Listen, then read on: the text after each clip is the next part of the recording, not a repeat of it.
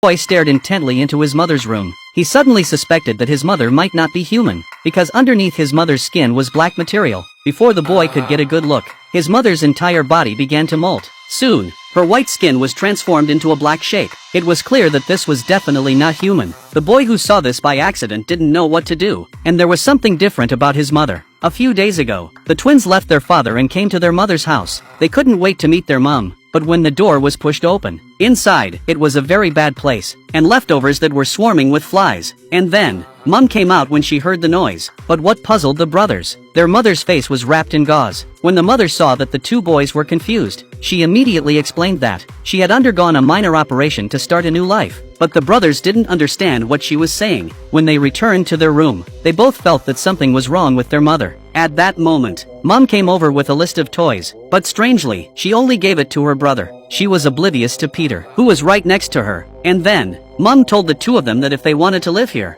they had to follow a few rules. Firstly, they had to be quiet. Secondly, they must not invite other children into the house. The most important rule in the house was that they could not go into the warehouse. The two kids agreed to this. Tony even gave his mom a painting. Mom was very touched by this. However, children at this age can be a bit naughty. The more their mother wouldn't let them in, the more curious they were, the more they wanted to go in. Soon enough, naughty Tony climbed right through the window into the warehouse. And then, he climbed up to the attic and found many toys. There was a bucket of paint next to it. The stake at the back had a mysterious red paint on it. He thought it was just paint. Tony then tried to leave the place, but just as he was about to get out, his mom spotted him. She angrily asked why he had gone into the warehouse without permission. Tony became panic-stricken, but Mom gave him a big push on the arm. From now on, you're not allowed to leave the house. She left without looking back. It was Peter who gave the wounded Tony his medicine, and that's when the strangest things started to happen. At night, Tony dreamt of the warehouse in the daytime. In his sleep, he was suddenly woken up by a noise. Downstairs, his mom seems to be talking to someone on the phone. Puzzled, he went out of his room.